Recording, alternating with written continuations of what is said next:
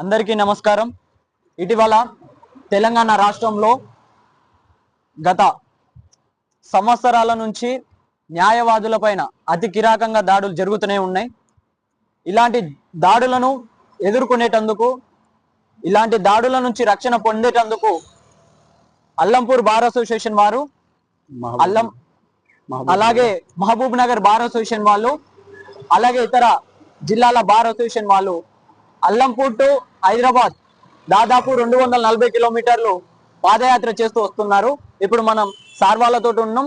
Sir వాళ్ళు అసలు ఈ పాదయాత్ర ఎందుకు చేయాల్సి వస్తుందని చెప్పేసి సార్ వాళ్ళ అభిప్రాయం తెలుపుతారు. చెప్పండి సార్. ఇప్పుడు రీసెంట్ గా మన మర్డర్స్ జరుగుతూనే ఉన్నాయి, అడ్వకేట్ల పైన అఘాయిత్యాలు జరుగుతూనే ఉన్నాయి, హత్యా ప్రయత్నాలు జరుగుతున్నాయి, హత్యలు జరుగుతూ ఉన్నాయి. రీసెంట్ గా మనకు చూస్తే చేబెళ్లలో ఒక అమ్మాయిని గొంతు కోసి చంపడం జరిగింది. అత్తాపూర్ లో ఒక ఆఫీస్ లో, అడ్వకేట్ ఆఫీస్ లో ఉన్న వ్యక్తులని, అడ్వకేట్ ని దారుణంగా చంపడం జరిగింది. అందుకు అడ్వకేట్ ప్రొటెక్షన్ యాక్ట్ కొరకు అలంపూర్ నుంచి మా హైదరాబాద్ సెక్రటరియట్ కు మేము పాదయాత్ర చేస్తున్నాము.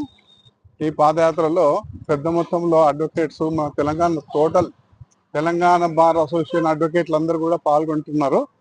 రేపు 26 తారీఖు రోజు మన హైదరాబాద్ మన ఆరంగర్ దగ్గర పెద్ద మొత్తంలో బహిరంగ సభ జరగబోతుంది.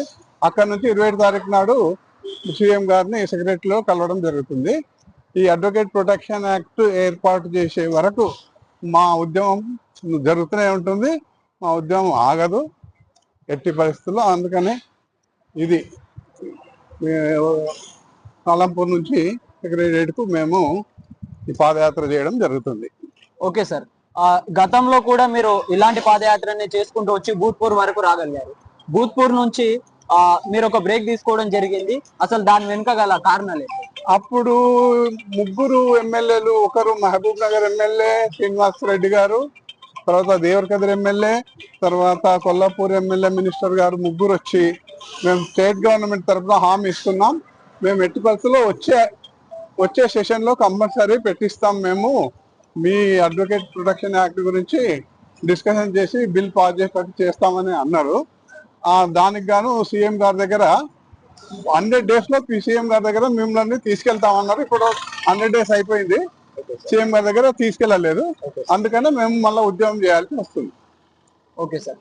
అయితే ఇప్పుడు ఈ న్యాయవాదుల రక్షణ చట్టం వల్ల న్యాయవాదులకు కానీ, రాబోయే తరం లా విద్యార్థులకు కానీ ఎలాంటి రక్షణ కలగబోతుంది?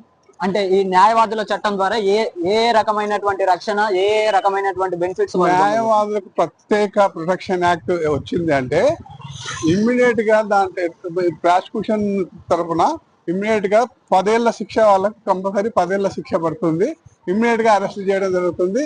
ఇలా ప్రత్యేక యాక్ట్ తేవడం వల్ల అడ్వకేట్ల పైన ఎలాంటి హత్యా ప్రయత్నాలు కానీ, హత్యలు కానీ జరగకుండా ఉంటాయని మా భావన.